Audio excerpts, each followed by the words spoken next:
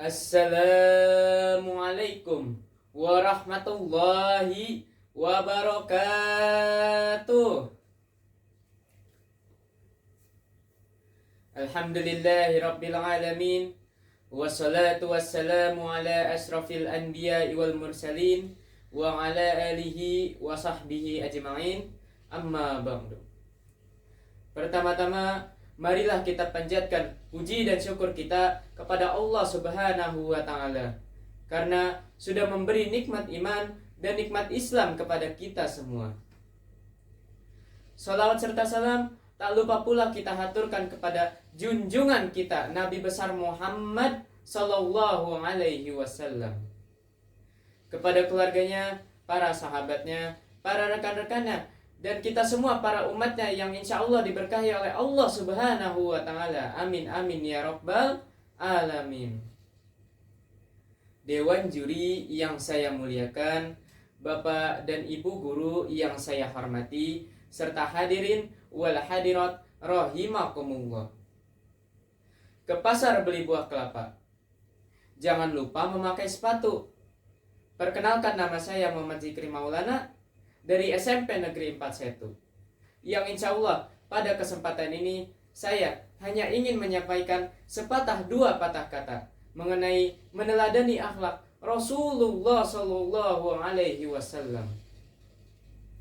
Rasulullah merupakan suri teladan yang paling sempurna untuk umat manusia. Beliau dikenal karena akhlaknya yang sangat mulia, sampai-sampai membuat semua orang kagum terhadapnya.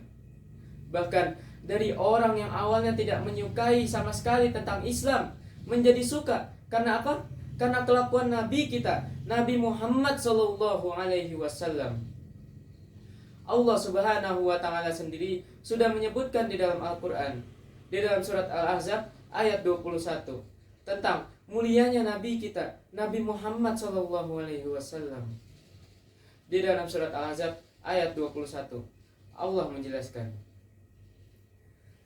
A'udzu billahi minasy syaithanir rajim.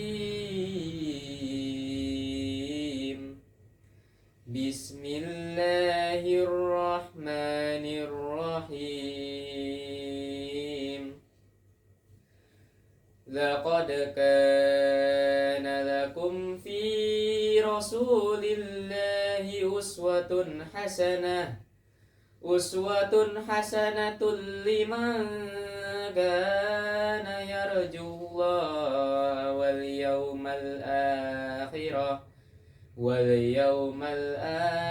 wa zakarallaha katsira.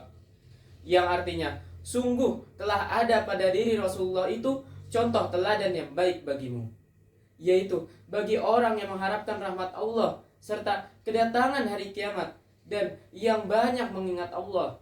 Surat Al-Ahzab ayat 21.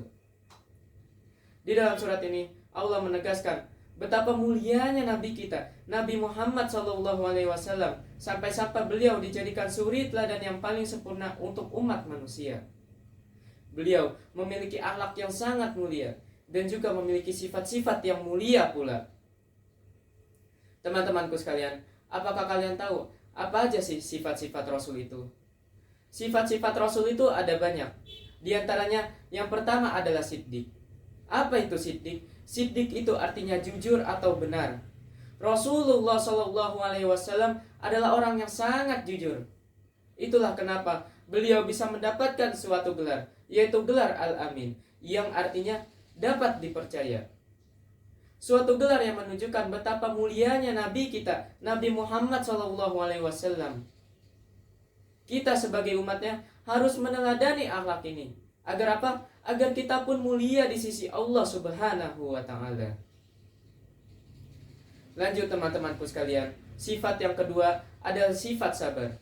Rasulullah SAW adalah orang yang sangat sabar. Bahkan ketika beliau dihina, dicaci maki, serta dituduh sebagai penyihir oleh orang-orang yang ada di sekitarnya. Namun apa sikap beliau terhadap orang-orang itu? Beliau tetap sabar. Beliau tidak menghina balik mereka. Beliau selalu mendoakan yang baik untuk mereka. Agar apa? agar mereka kembali ke jalan Allah Subhanahu wa Ta'ala. Di dalam surat Al-Furqan ayat 63, Allah pun sudah menjelaskan bahwa hamba-hambanya yang sabar adalah hamba-hambanya Allah Subhanahu wa Ta'ala. Allah berfirman, Bismillahirrahmanirrahim. Wa ibadur rahmanil ladzina yamshuna 'alal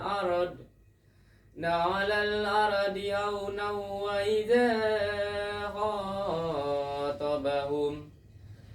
idza khatabahumul jahiluna qalu salama. Yang artinya, dan adapun hamba-hambanya dari Tuhan yang Maha Pengasih itu adalah orang-orang yang berjalan di bumi. Dan ketika orang-orang bodoh menyapa mereka dengan kata-kata yang menghina, mereka cukup mengucapkan salam. Surat Al-Furqan ayat 63. Di dalam surat ini Allah menegaskan bahwa hambanya Allah Subhanahu wa Ta'ala adalah hambanya yang sabar. Karena di dalam dunia ini tidak mungkin semua orang suka terhadap kita. Maka dari itulah kita harus sabar sebagai umat manusia. Adapun sifat yang terakhir adalah sifat saling tolong-menolong. Rasulullah SAW itu sangat suka menolong orang lain. Contohnya, ketika tetangga beliau ada yang kesusahan, beliau selalu ada di depan mereka.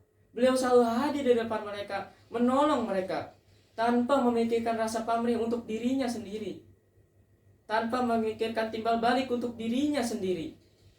Sifat inilah yang harus kita teladani sebagai umatnya.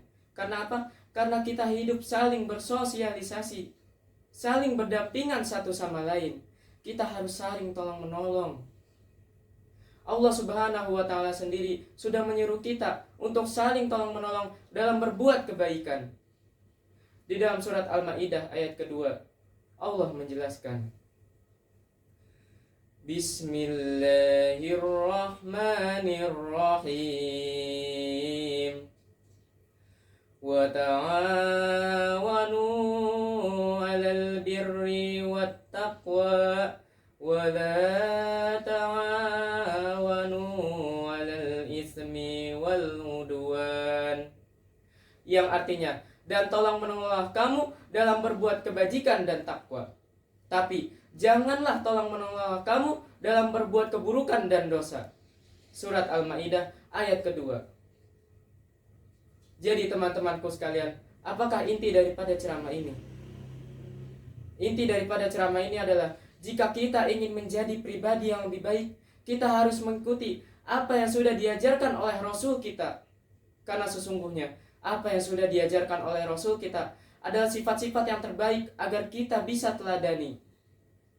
Mungkin sekianlah ceramah dari saya. Semoga apa-apa yang telah saya sampaikan bisa menjadi manfaat di dunia maupun di akhirat kelak.